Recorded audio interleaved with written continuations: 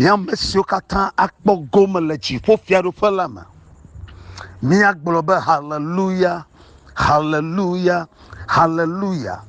Mi mauvio mi adogli agblona maube. Hallelujah, hallelujah, hallelujah. Mia Yesu Christo yo me jelao mi agblona Yesu be. Hallelujah, hallelujah, hallelujah. Mia me yo hogbogbo kwe. Demia pagbema. Abemia ba foto. Abemia fa nufiela. Abemia fa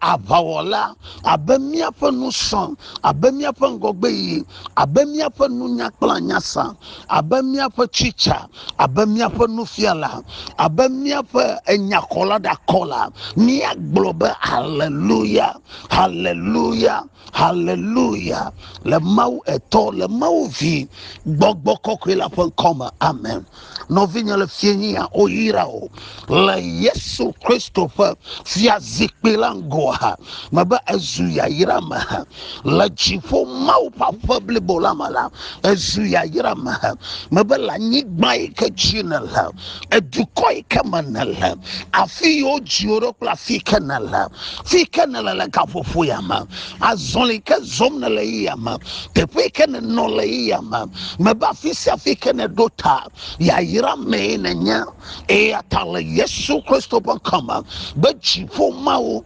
dasile rianchi. Wepe dole mi apa gamalanke kema. Ela be enamye nyabe. Eye akpomya talanke kema. E chinu ha akpomya talosan. Mabo oyira be egere chinu ha makpo talosan. Le mau etola le mau vi. Black bogbo kokwela pen koma. Amen. Mau mi dakbe eye mi dorechi.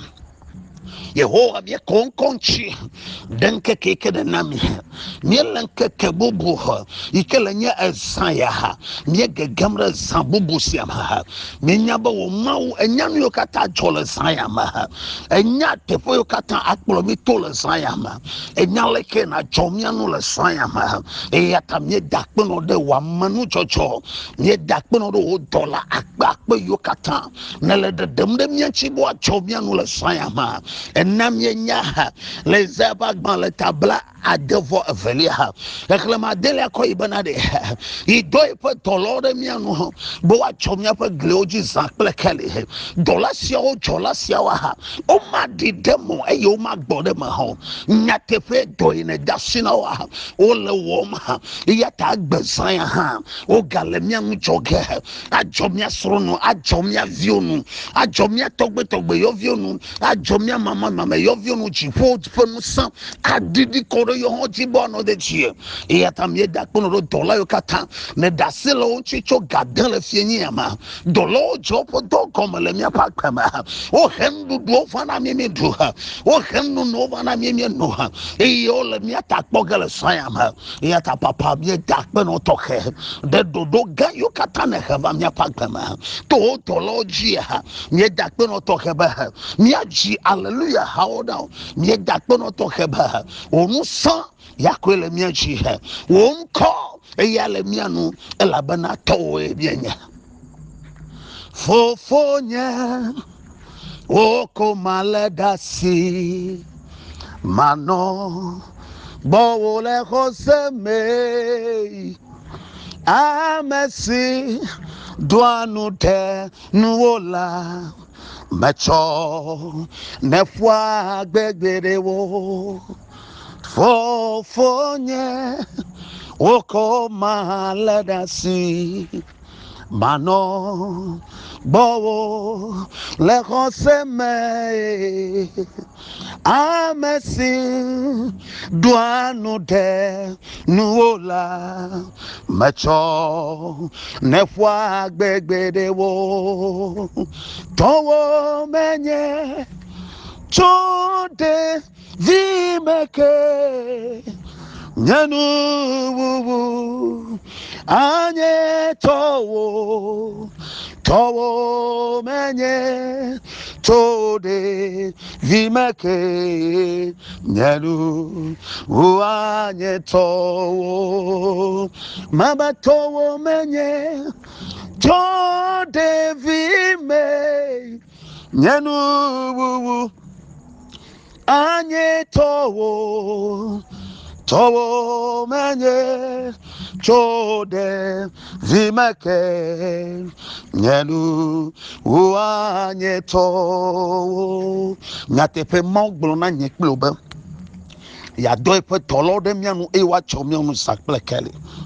o ma gbode mo e o ma dide ma ha e ya tale fini e papa o dola pa po no pomiata dolo no chomianu le soya ma o ne demida la amma fondi o ne demida la ntasela de shada o ne demida la ajek black paso bo o ne demida la ngoli yolo bo afisi afiko ayom ya pon kola le soya ma o dolo no gera nyi gbamaji fisi afiko ayom ya pon kola o dolo no kwani no le tepoma o ne toto ba do toma o ne to asu fwani one touch war a chone bioba feyo camola a vesiafa you camola le miapan koyom ha a poto towe mianyacho de vimaka e miapan nu ha towe wanya megademona amafodia de koha megademona tasala de koha e atalefieni ha le chitro chichiponu sayama dola yo kamlekpe mara do toloro da jogoji do da faoma dodo da toma dodo da jokatopa dodo da tropa dodo da mamiobo dodo da papa watobo dodo da chetobo fisi afiko petaro ame yokpona yama ame yokpona chima na o tolo wa do tepoma wa demia po lufonda lo pasima wa demia pa gbeda lo pasima o mate wa dumia jio musa de kamalo osio mi dola mi tocho mi dolo mi glodom ela be yesu ban kole mianu ela be yesu ban jesile mianu papa mi ka foto he Yehowa mi adore chi e mi konkonchi lewo Yesu Kristo ban kama boda a fotola le gbogbro de le pa nyanuela ma ebe Yehowa nye kekele kle nye khona ma amekaye mavo Yehowa nye mona nyagba ameka jingona ma nye keto nye futo amavlo ntasalao gbegbo lao busu bola oha oho avadenu nya be yo adunye la wa klenu ajanye enya si agbon pisalomo blavovo adrele eyeta novinya machima gblono ba Yehowa ikedu aji to via Yesu Kristo ma ele jidu gala me ba kpono na jere wa kawola akporo du simala me bala sayama gbegblona fogola me wakle no achanyela amuga hwa badenchi ole sayama be yo achi okle vio ma be yo atoto mi apagba me bono cho ne chanyela one jo ayanele ola na nyebo jo afala one glela na nyebo jo afona ngela hotel wakle no achanyela sayama me ba sayama nyuna o fi o molomole de gana o ni dugola matena o ni obi onu matena o e akalo sayama mawfonu sa yikenye chobibia ne tonga kosa sapo hala donye klula la be Yehowa nye klo be kekele la Yehowa nye kona metona mila Yehowa nye chidudu na mila e nya kali ke memele la e na miele keklam la e atamba mfondi ne dasile wakanwa me dochu de musosia museke samola be na open so katana toto le Yesu Kristo bokama papa mi yira toke de onya ikene chona mi he be ya yenye mi apeke kele kule be honama amekaye mi afo ma wenyenye keke likletela ame kaye ma fo ema wenyenye keke likletela ame kaye ma fo ma wenye nyekeke likletela mekama mavo macho awumia afofo afe tove nunye bema wo wode wosia woji maba mawenye keke elikple edela mekama momacho wumia fofo afe tove nuje bema wode wosia woji leyo katamede yesu ponsa yesu pon kone dujile wakama maba yesu kristo pon kone dujile wakama amma vodi ne senko ya lemawo e wasile no ho amma vodi ne ponko ya lemawo e wasile mawo maba nu ke dom amma vodi le galede wakbenchile sanyama maba kpoda yehowa pasi e didi de chiola ha yehowa pasi e kede chiola ha yehowa pasi e kwanye no ha madog bedalo sanyama o ma khona ne kala si o ha o mele na ne ka khograsi wa chola maba mo achopo na ne ka chola amma vodi ma daso na ne kan chile sanyamo madog bedalo sanyama be yehowa pa gbogbo ne kede wa pama dolele sia dolele ko khosebe yo cover dolele manacho eke yesu focho yo doma eke yesu chitre cho yo doma e kuma galiola maba madog beda tokeba lamana sanaola lamana sanao agbenenye to kekele baba na klade maho jifon to na fonu maba koda ha waji o kakoma kerenchi o wachi yo me kakoma le kekerenchi o e yata yehowa pa nusan yehowa pa tiku ne didi de wa pa ma wagba ma fondi de siade wagba tasala de siade e yo ke chore maba kora wa lulu la ha wa lulu ala benka e ya to ajatavio kakemia me yo ke donde yehowa nchia kesino no de kamala mi ahego o magagere o kesino no mu maba gato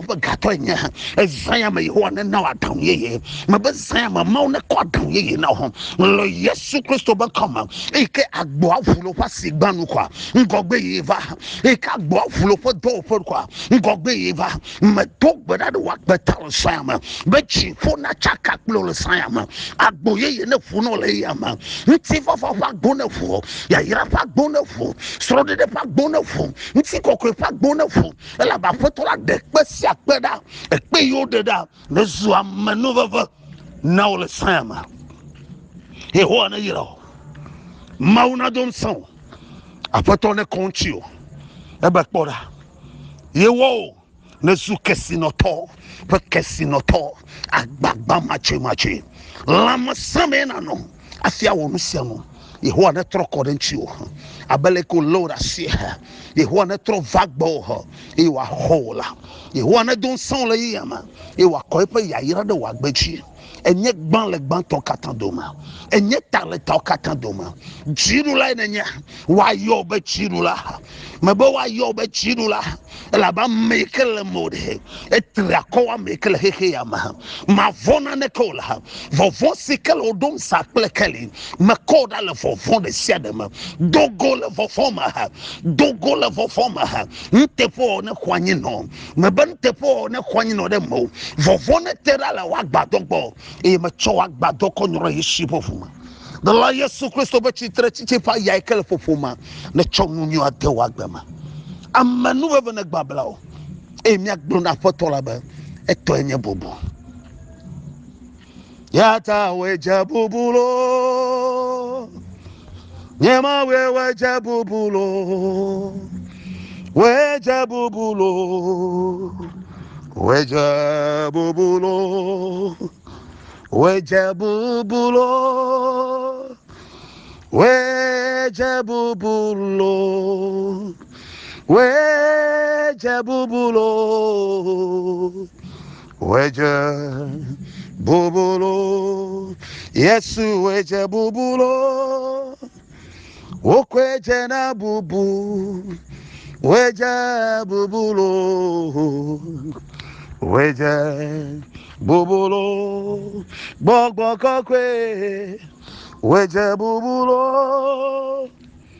okweje na bubulo weja bubulo weja bubulo zamana nyuno na danlo le yesu kristo bon koma baba saya mananyo nola me ƒonu do ɖe xɔ yi ke me ne mɔlɔ na aba yi ke ŋutɔ ne ƒle ŋusẽ nu yi ke ne da ɖe xɔ ma me ele be tsi ne dze me nɔ na dalɔ aɖi ɖe me le aƒetɔ Yesu Kristo be ŋkɔ me kpɔ ame vɔ̃ɖi aɖeke magogo agbadɔ Yesu ƒe ʋua etɔ gakpɔ sese ƒo xlã do ame nuwo va ne va gbɔ dɔlɔ woatsɔ nu ŋutifɔfɔ mee nenye